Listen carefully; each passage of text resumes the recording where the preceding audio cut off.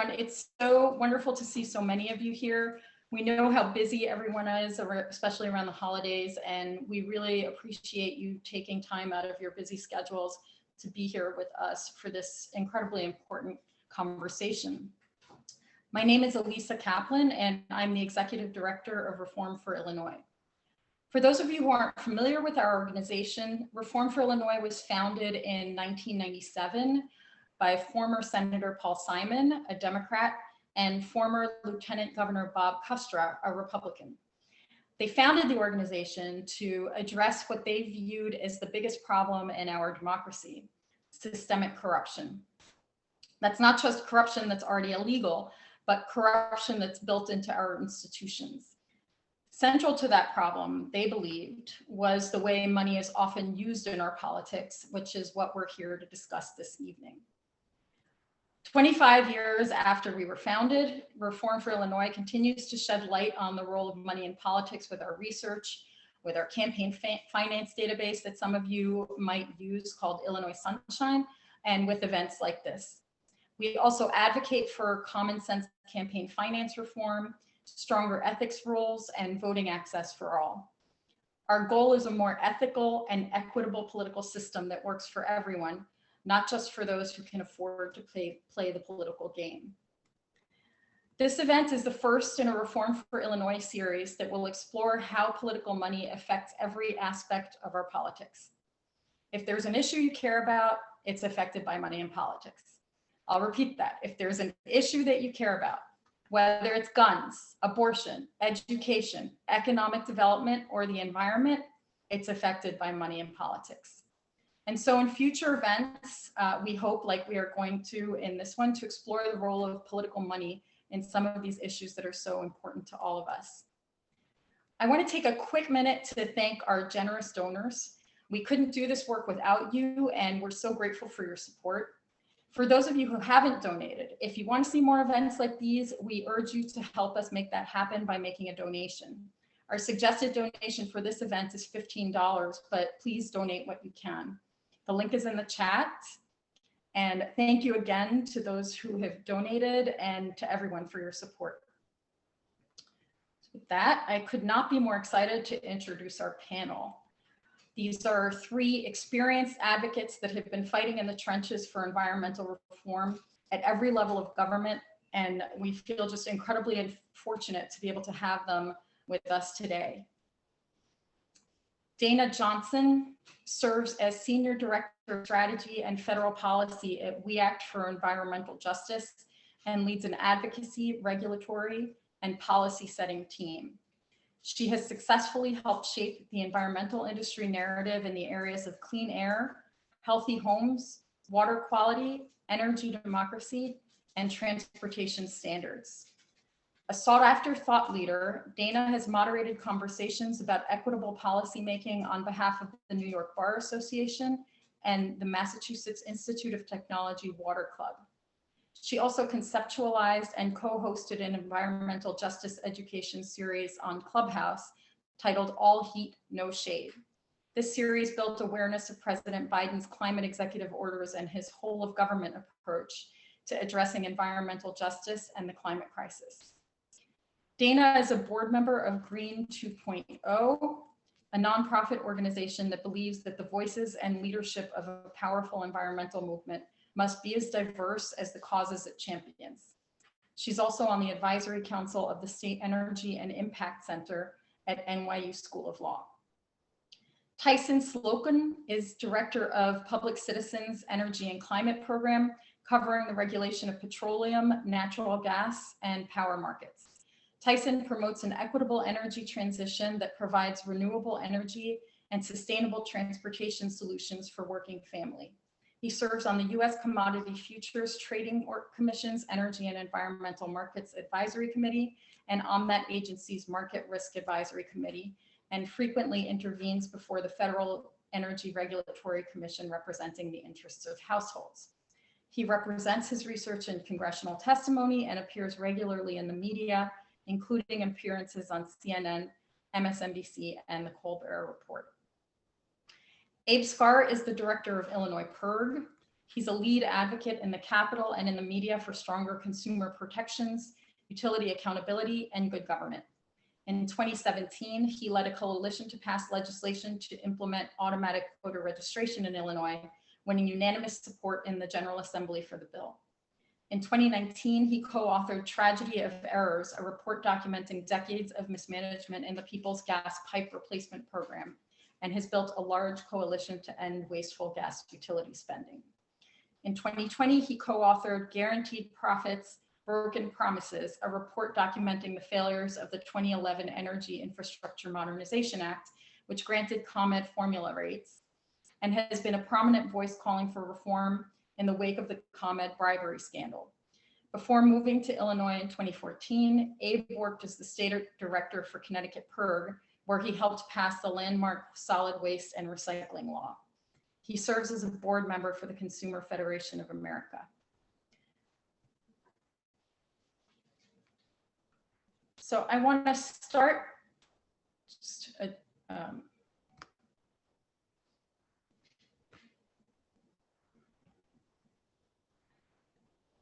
hold on one second.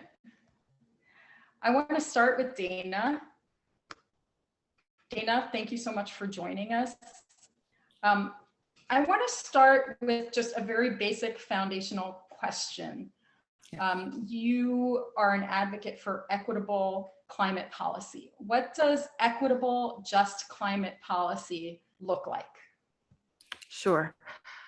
So from our perspective, when we think about WEACT's mission, our mission is to ensure that people living in communities of color or areas of low income participate meaningfully in the development of environmental health or public health, economic, any policy that might influence our environment.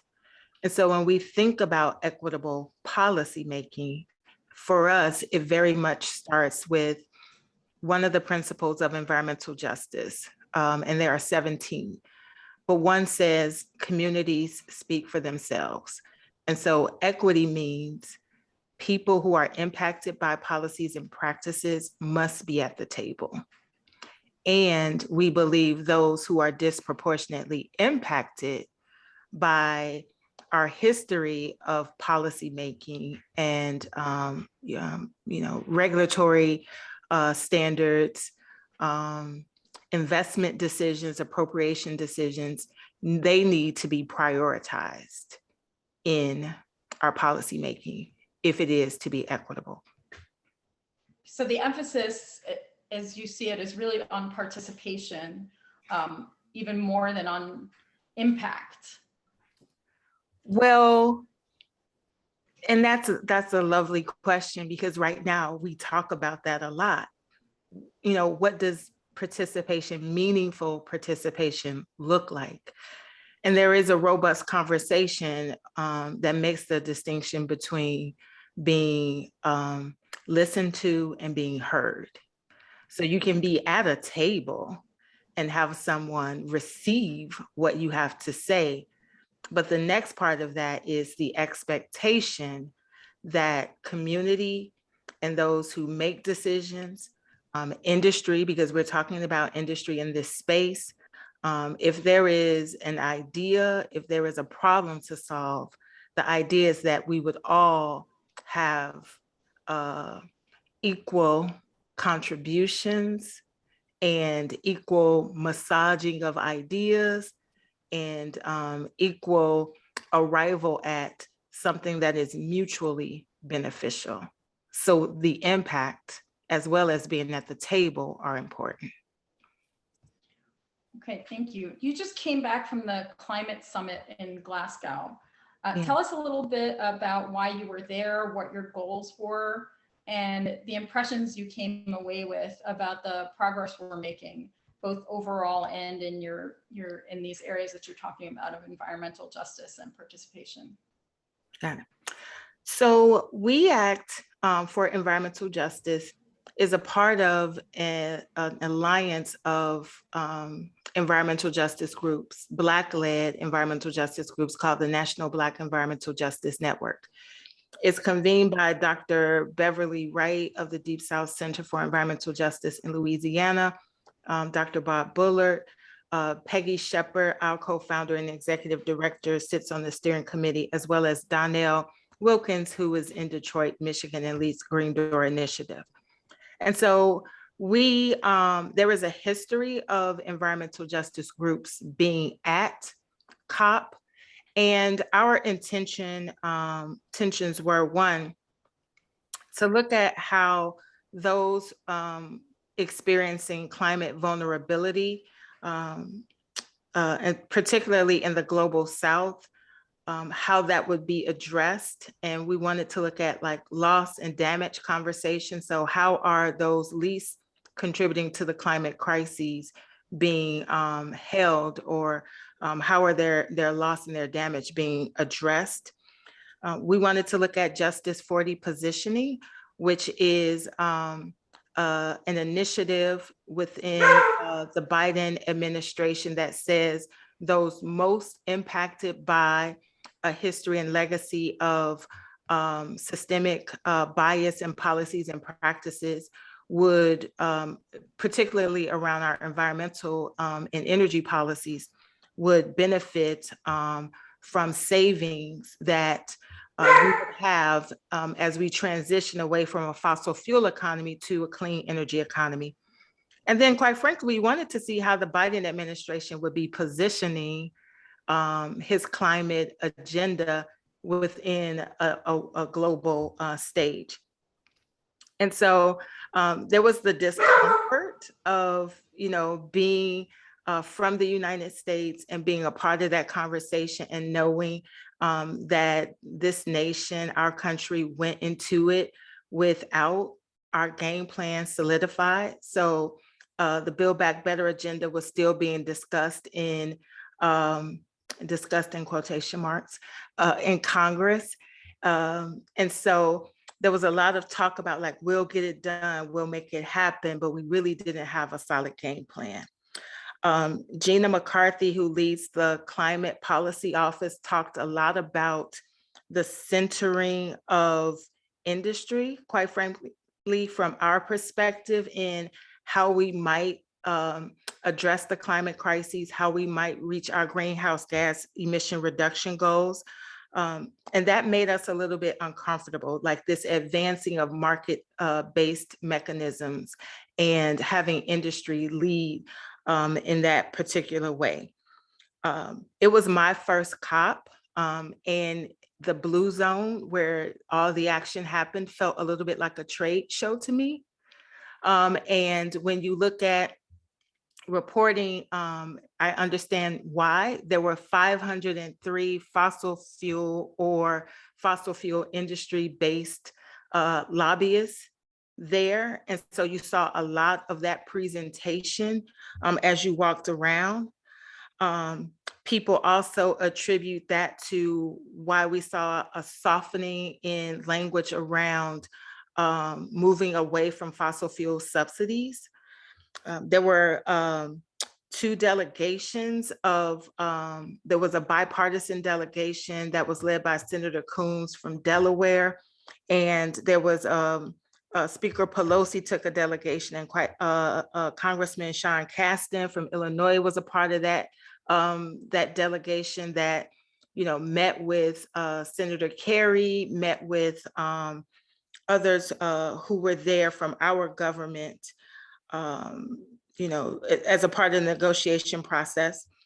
We saw a lot of uplifting of what we call false solutions. So there was a lot of talk about biomass, green hydrogen, carbon capture and sequestration. And like the governor of Louisiana talked about that being a way that the economy would how he would transition away from oil and gas to more carbon capture as an economic vehicle. And then we saw a lot of positioning of the Justice 40 initiative as the equity mechanism for the United States. And there is a great deal of pressure on us to get that right, because other countries were looking at how they might leverage that equity framework in the evolution of their energy economy. And so I think I'll stop there.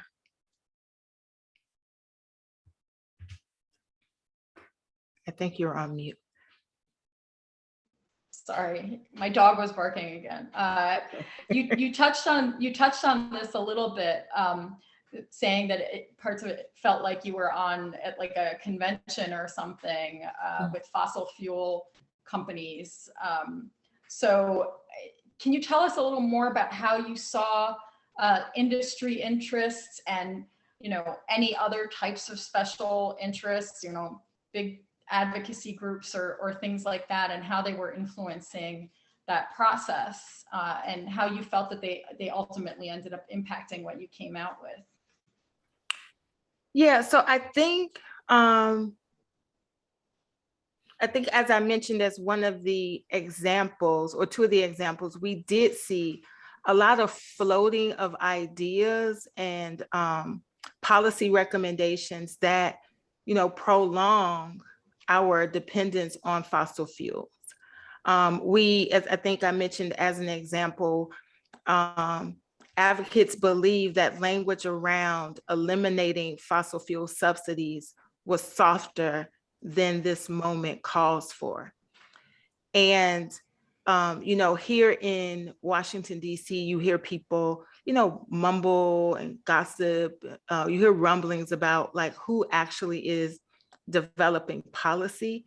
And so there was a lot of that conversation about, you know, Build Back Better, at least on the state side, or those of us who were here from, who were there from the United States, how we really didn't have as robust or as meaningful of a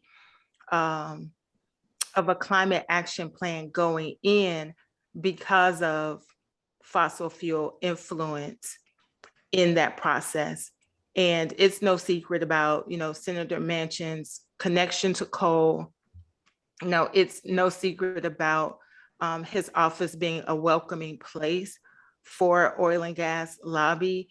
And there is, you know, belief that that influenced how substantive the conversation was and what our contribution was from this side. And then quite frankly, for the purposes of this conversation, you know, what happens at the federal level has to get implemented at the state level.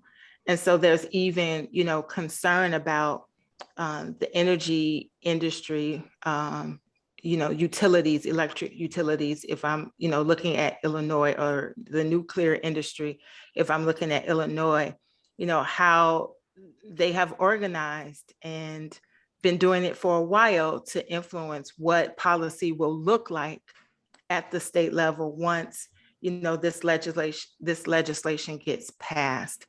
And we know a lot of money, quite frankly, is going into that, and going into, for example, weakening the EPA and its ability for oversight and compliance. And you always hear like ExxonMobil's name come up in that. So I'm picking on ExxonMobil a little bit, but you know, they're the name that's most out there. And so that was my really, really long way of saying the sentiment felt like we didn't come out of that as on top as we would have wanted to. Okay, Dana, thank you. Other panelists are welcome to chime in at any time, but Tyson, why don't we move to you now, the hot seat to you. You're in DC, in Washington, DC, at the center of the negotiations we've all probably heard the most about over climate change policy in Congress. And we've all heard so much speculation, and Dana touched on it a little bit, about what's really driving Joe Manchin or Kristen Sinema's decisions to support or oppose certain climate change measures. What can you tell us about the real story there, and how money is playing a role, or other special interests that we should know about and be thinking about there? Yeah, first, I just want to thank Dana for that candid, unfiltered assessment, a firsthand assessment of sort of what happened in the Scotland Global Climate Agreement. I just learned a lot of new information, especially about the, constant role that the fossil fuel industry plays at the highest levels influencing. And so, then the question is why? Why is this the case? Poll after poll shows that large majorities of the American people understand that the science is telling us we have a climate crisis. Poll after poll shows widespread popular support for action on climate. People have a desire to move towards a cleaner energy future revolving around renewable energy, the electrification of the transportation sector.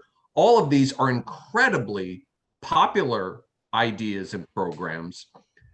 The engineers and the policy experts tell us all of this is possible. We see that large-scale renewables are the least cost option in most power markets in the United States. So it not only is the right thing to do morally and for the climate, but economically as well. So if all of this is the case, we've got popular opinion on our side, we've got the engineering and science on our side, where are the politicians?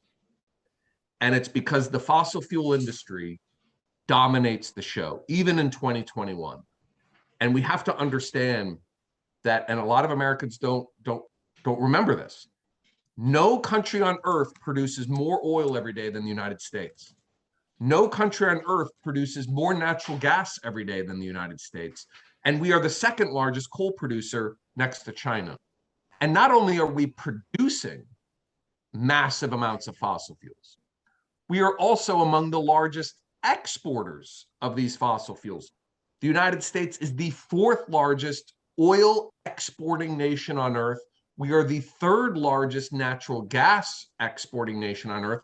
And in 2025, we're going to be the #1 natural gas exporting country on earth. So when you do the math, the United States is producing 12 million barrels of oil a day, right? All of that in corporate hands. Oil selling at what, $70 a barrel, right? So that's $850 million of profit a day. And you multiply that by 365 days a year, that's $300 billion that the oil industry is getting just from producing oil here in the United States.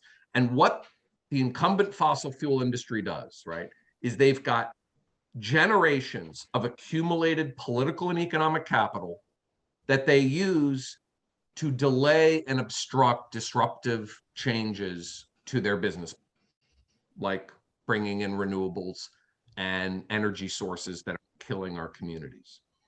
And so when we look at solutions, we not only have to get off of fossil fuels and into renewables, but we have to get corporate money and fossil fuel money out of our political system. And this is something that Public Citizen, that We Act for Environmental Justice, that PIRG, that Reform for Illinois, we're all champions of this because we look at what's going on every day. We see all the corporate lobbyists mucking things up. And the only way to limit this on so many different issues is to get this corporate money out of politics. And so, there's a number of reforms that Public Citizen and others are championing. Of course, we've got to overturn Citizens United, but there's some lower hanging fruit. There's the Freedom to Vote Act, right, which is a critical piece of legislation that would stop states from kicking qualified voters off their rolls, to stop the racist attacks on voter registration, to ensure that all voters that are eligible to cast a vote can actually do it. And there's also some campaign finance reforms in there to introduce some needed transparency into all these dark money groups. And so the solutions are there. The popular will is there. It's the political system that is lagging behind because it is tethered to fossil fuel money and not to what the American people want. And so I remain optimistic and hopeful because everywhere I go, everyone I talk to, they all understand what needs to be done. It's the politicians that are lagging behind, and folks like Joe Manchin that are taking, he's the largest recipient of fossil fuel money in Congress. The last political cycle, the fossil fuel industry gave over $220 million in cash to congressional and presidential candidates.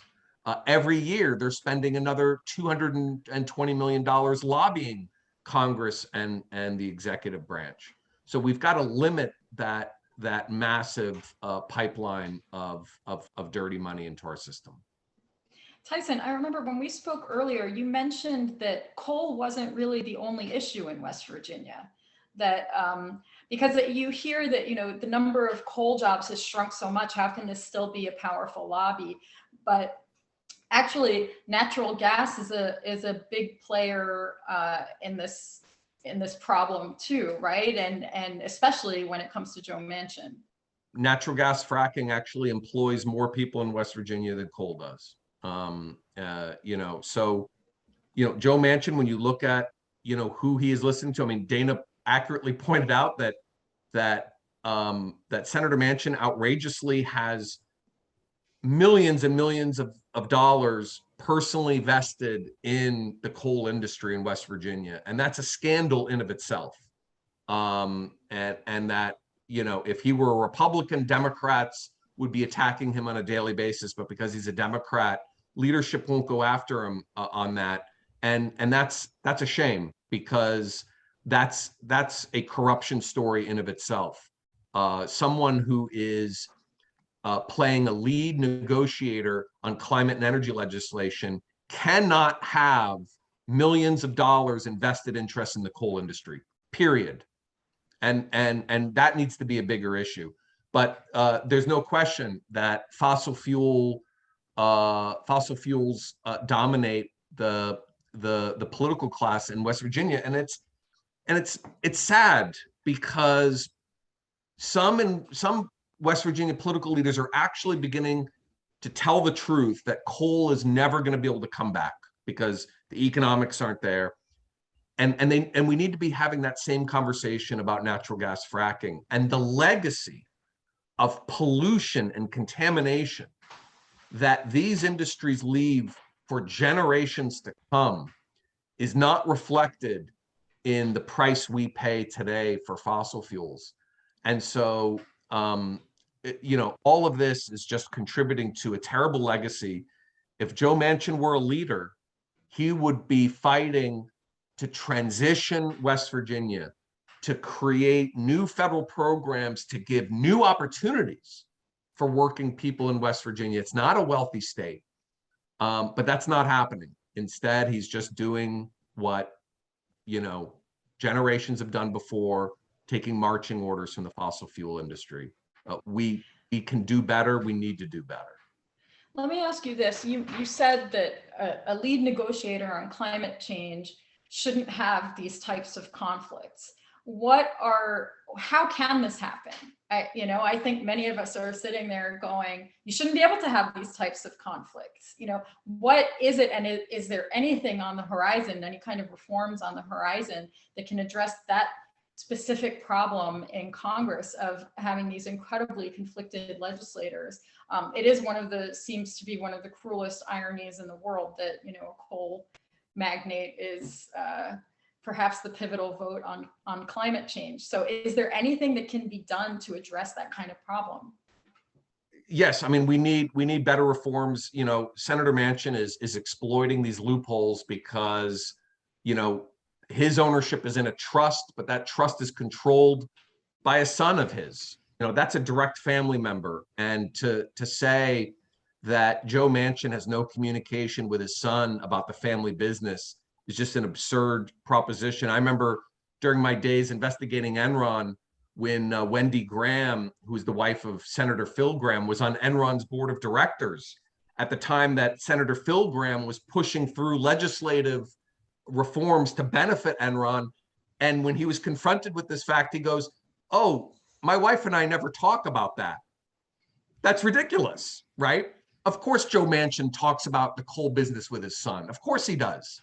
And so we need to understand that allowing leaders in Congress to exploit these kinds of ethics loopholes, we need to end that. And we need just to have blanket prohibitions against a chair of a committee having significant financial interests in the industry that he or she oversees. Thanks, Tyson. We'll come back to some of these issues in the audience questions, and but I do want to move on to Abe now. We've talked with Dana about the global, how this is playing out on the global stage. Tyson has given us the view from Washington, D.C. And now Abe Scarr of Illinois PIRG is going to tell us a little bit about what is happening at the state level here in Illinois. So Abe, you were involved in the negotiations over the new energy bill that was recently signed by Governor Pritzker. Can you give us just a brief overview of that bill, and what did you view it? What did you see as good in it? What did you see as not so good?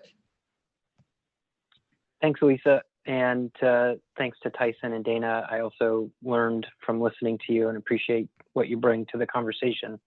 I wouldn't say I was quite involved in the negotiations. I was, a stakeholder in conversations, but most of the key negotiations happened in a relatively small room that I was not part of.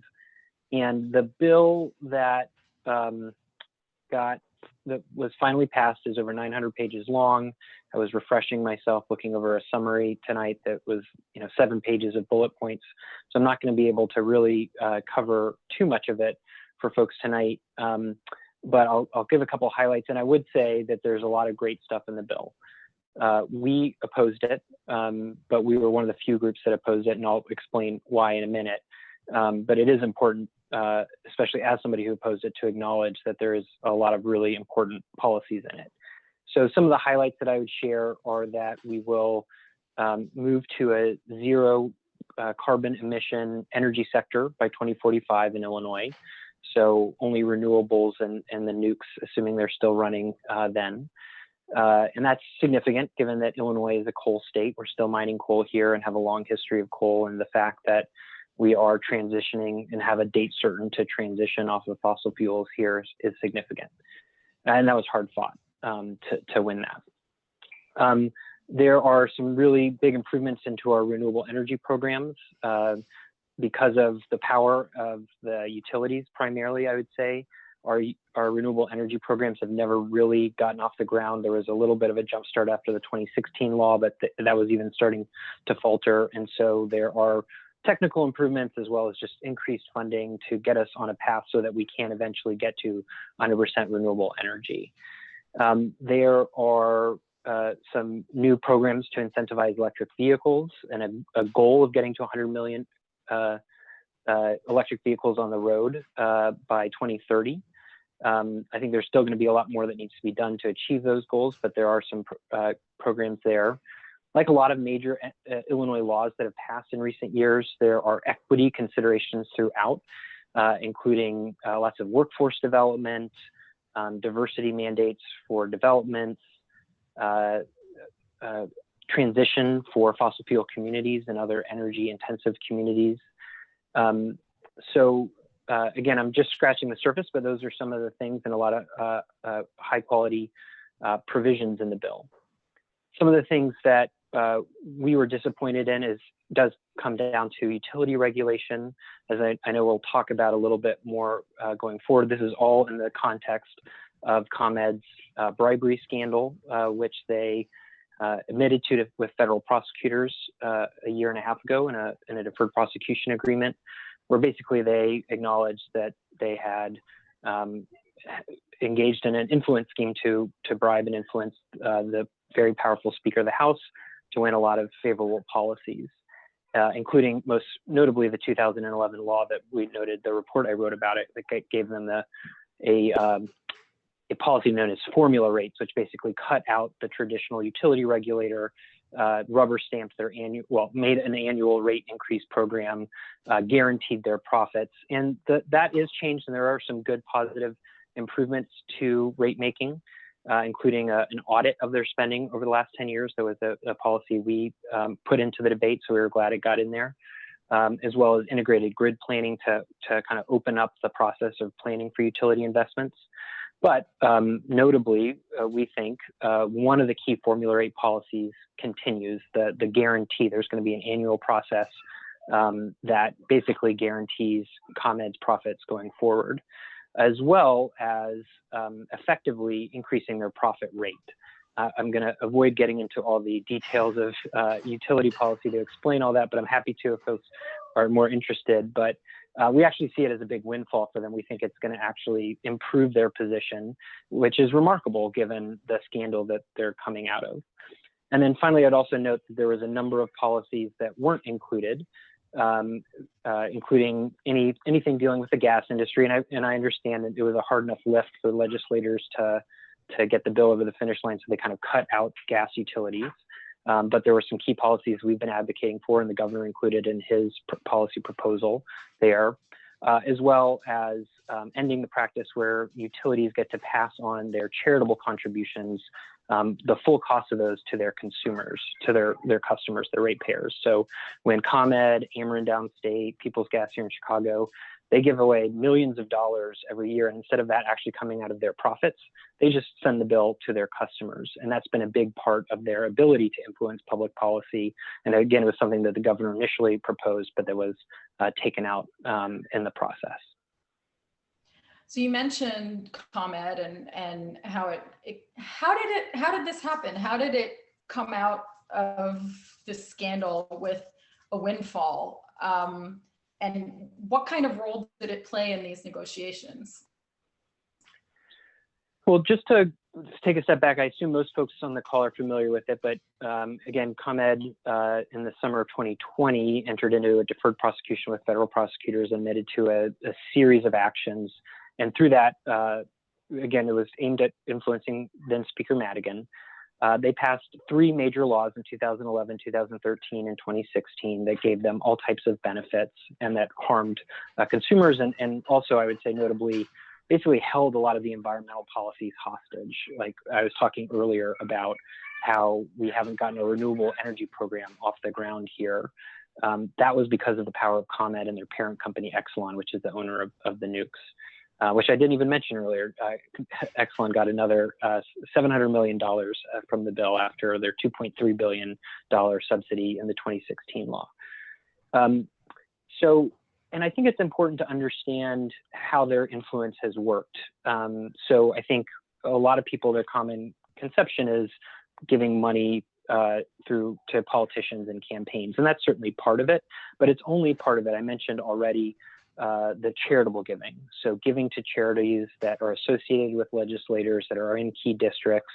I've recently found a study, not just around utilities, but industry in general, and how they've tracked, these economists have tracked charitable giving from all different type of corporate interests and how that influences rulemakings at the federal level. And they see a clear pattern of industry giving money to charities chiming in, or nonprofit groups chiming in rulemaking processes, and that having a direct impact on the regulation of those industries.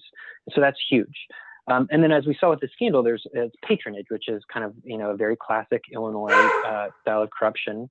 There was detailed back and forth about interns from Mike Madigan's ward in Chicago getting internships with ComEd and people getting jobs. So their power is significant and multifaceted. And it wasn't just because of this bribery scheme. Obviously, the bribery scheme helped them, but their power continues, and that was very clear. They weren't a key negotiator, getting to your question. Again, I wasn't in the room, but from what I understand, they weren't one of the key parties there. As it was described to me in 2011, they basically showed up with their bill, and that was that. In 2016, they were sitting at the head of the table for negotiations, and they were kind of running negotiations. And now they were not, but they honestly didn't have to be, because there's a lot of legislators who are still very loyal to them. Organized labor has a strong history, a strong relationship with them, and you can look in the labor bill that was introduced, and there, is very complicated, complex utility regulatory policy written in there that I'm sure was drafted by ComEd lawyers. So they didn't have to be in the room for their power to be felt. The last thing I would say about how they got this windfall is this stuff is complicated. I learned more about accounting than I ever expected to be as an activist. And even very well-educated people in energy policy don't understand the profit guarantee that I harp on, and that was the reason we opposed it, and how it works and why it's so harmful. And I've gone to the trouble of trying to write out detailed, a 12-page white paper, just trying to articulate this to people who are my friends who I think don't get why we're so upset about this. And I think because it's complicated and arcane, and that makes it sometimes easier for that to slip under the radar when it's just, if everybody else is saying that that this is, we've ended formula rates, and it's just me and my organization saying, no, there's still these key formula rate policies in there. Most people don't understand it. It's arcane, and so they just don't know what to make of it, and that's how a lot of this stuff still gets through. Thanks, Abe. That was comprehensive. Just from the way you described it, I get how people don't understand it. And this is what happens, right? Special interests have the money and the interest, and people are too disorganized or ignorant of what's actually going on to get more involved. And the public can end up losing out because of it. I know, does anybody else have, do the other panelists have views on what happened in Illinois looks like from where you're sitting? Tyson. I would just say, it was a very similar cases to what happened in Ohio with First Energy, where the Department of Justice has, undergone a comprehensive bribery investigation there as well, with criminal charges. But what I think the biggest takeaway for me is, Abe just described this company that literally just got busted by the feds for engaging in bribery, is not just at the table receiving legislative benefits, but is driving that legislative debate. And what the bigger question we need to have is, utilities like ComEd or Con Ed in New York, or Baltimore Gas and Electric, or whatever utility you're talking about, they are granted a monopoly franchise, which is a unique and special agreement that gives them access to hundreds of thousands or millions of people with not a whole lot of fear about competition, right? And what I need to know is, why isn't revoking that franchise on the table for all of these companies that violate federal laws? We need to not just have a corporate crime policy that levies financial penalties that are ultimately paid by shareholders. Corporations need to be sanctioned. And what sanctions mean for a corporation is losing opportunities to do business. And that means kicking them out of the utility business. And if we're going to be real about corporate crime, we need to be real about making sure that they're held truly accountable. Because what happened in Illinois, what happened in Ohio, and what happens across the country with companies that knowingly and willfully pollute your local water stream or pollute the air in our communities and pay a fine and just continue doing what they're doing with no repercussions. We have a corporate crime problem in America. And until we start treating corporations like criminals, then it's just going to continue, and people are going to continue to get hurt. Thank you, Tyson. We have a ton of audience questions, which is a good sign. I think we have a lot of people who all of this conversation is really resonating with. We'll start with one that we actually got from a couple different people. Clean energy employs potentially more employees than coal mining. What is the strength and the influence of their lobby? Could you repeat that question? Yeah, clean energy is a business in and of itself, right? A big business. What is the influence of their lobby, and how does that interact with some of these other interests that we've been talking about? That would be providers of renewable energy, for example. Oh, Dana, go ahead. No, go ahead. You want to go? Just super quick. One thing to note is that the typical worker in the renewable sector doesn't make the kind of wage that a coal miner does. There's a lot fewer coal miners than there are in the renewable sector, but most coal mining jobs are unionized. And the problem in the renewable sector is the lack of unionization. And you can look at the fight right now that Elon Musk and Tesla are having with the Biden administration, where the Biden administration is pushing for larger electric vehicle credits that are from certified US produced union made vehicles. And Elon Musk is attacking it because his factories aren't union. And so there's no question that there is more people employed and there's more employment opportunities in the renewable sector. But we need to make sure that the renewable sector is providing the guarantees and protections to workers that unions have typically provided in this country. And so I think that there's opportunity there. But there's no question when you talk about renewable energy production, when you talk about fabrication of windmills, of solar photovoltaic systems, when you talk about installations, when you talk about energy efficiency refits, there are millions of job opportunities here. And again, the problem is that these industries aren't as mature. They don't have the decades and generations of accrued political and economic capital that the fossil fuel industry has to unleash upon the political system. So I'll stop there. I think Dana had something to say as well. Yeah, if I could just add a little bit of an expounding upon what Tyson shared. So we know roughly oil and gas jobs can pay $85,000 a year. We know the same to be true for coal. And when you are talking about transitioning people to a new energy economy, people are thinking about, how am I going to pay my mortgage? How will I send my children to college? All of the other, how will I pay for my retirement, right?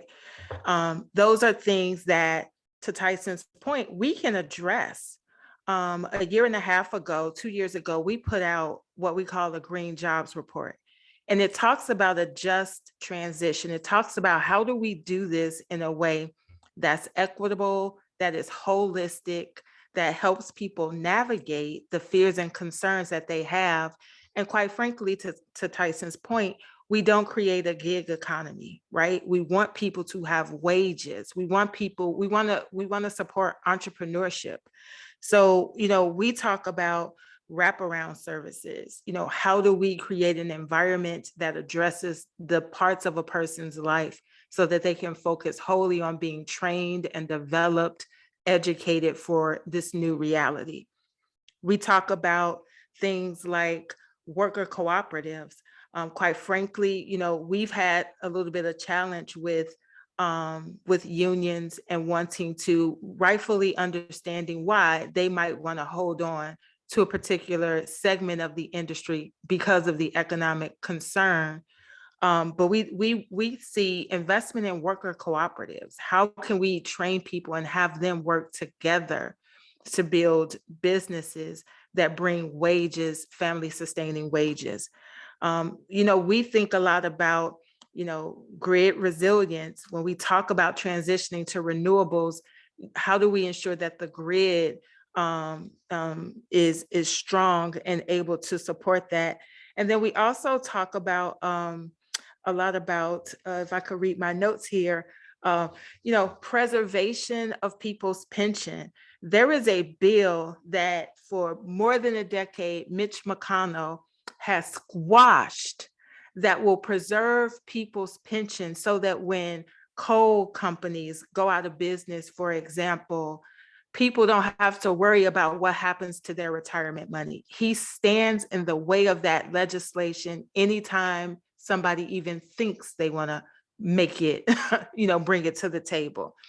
One other thing that we also talk about too, like thinking holistically about this, is housing stock. And we don't want to just push renewables. We don't want to just push solar.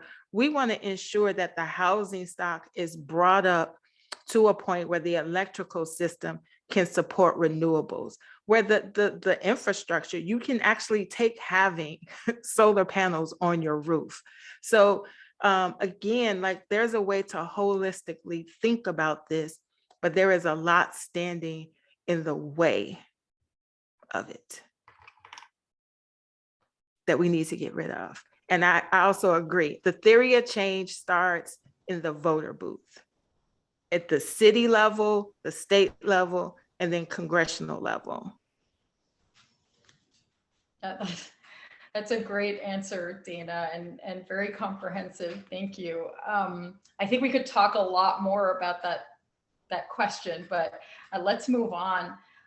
One of our questions was, we've seen a lot of wealthy individuals like Tom Steyer and Michael Bloomberg pour a lot of money into climate change policy. How do you see their impact? We've talked a lot here about, potentially, depending on which viewpoint you're looking from, bad money. What does good big money look like? Does it look like this? And, how are you seeing that play out?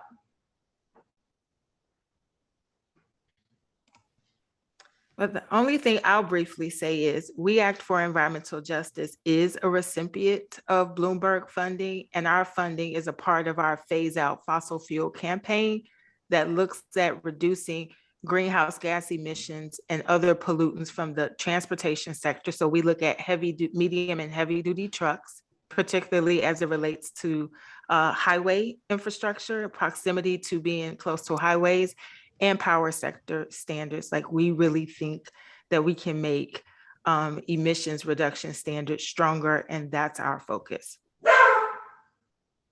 Tyson?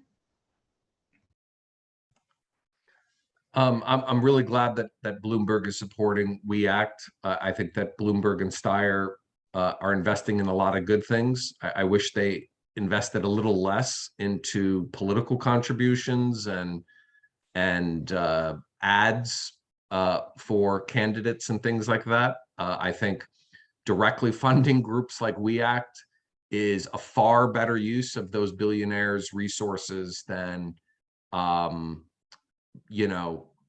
mean, there are some candidates that deserve money, but I think the thought that we're going to be able to compete with fossil fuel money in the political financial setup, it's just Exxon and those guys are always going to have more money, and where it matters is, as Dana said, is in voters and in turning out voters. And so if they're funding get out the vote operations, if they're funding advocacy and policy groups like We Act, I think that's a good use of money. But when I look at, when you give money just to campaigns and then it's just going to $1 million consultants and all of that, it just becomes part of the problem and not part of the solution.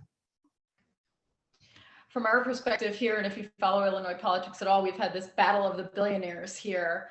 And there's something about having two or, a small group of very wealthy interests competing with each other, while the democratic process is kind of hangs in the balance, that can be very frustrating.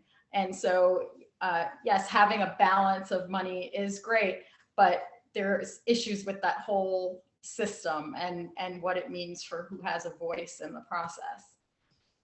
Okay. What can, I think, Tyson, you spoke a little bit about what can be done, what reforms can be done here. I have a question here specifically about what can we do to persuade Senators Manchin and Sinema, but I might elaborate a little more or extrapolate a little more broadly and ask, what can people do to make their voices heard in this whole process? And how can they take heart here?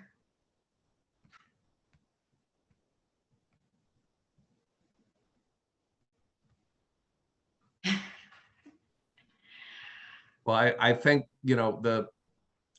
I don't think there's any one solution. I mean, Dana mentioned it before, voters and voting matters. And we've got a war right now on registered voters that's going on across the country, where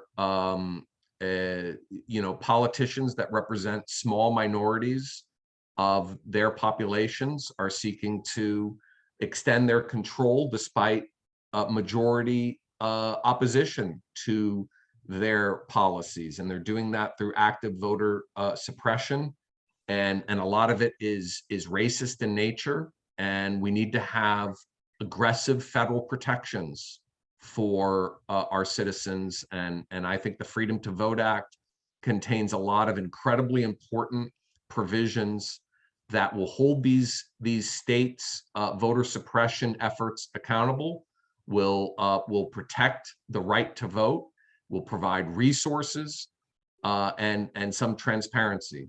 I think you do have to overturn Citizens United.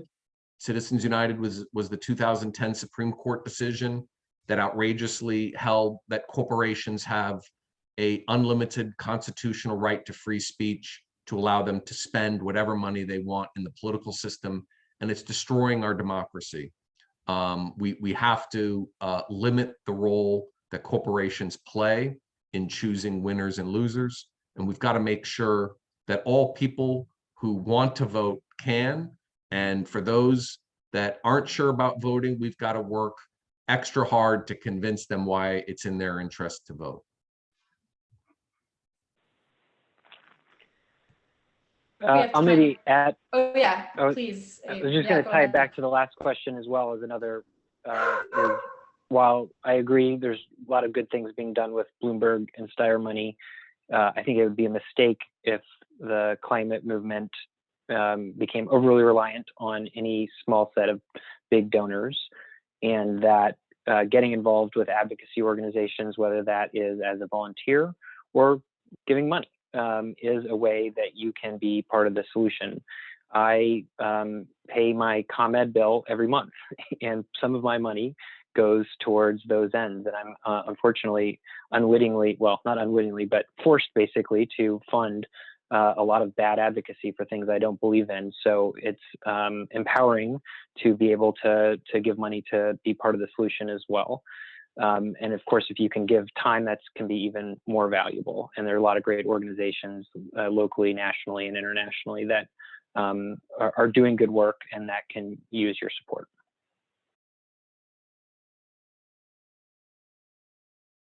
I think that's a great note to end on. We have so many more questions that I wish that we could get to, but we just don't have time. So I want to take this opportunity to thank our panelists so much. I learned a tremendous amount, and I'm sure the people who attended did as well.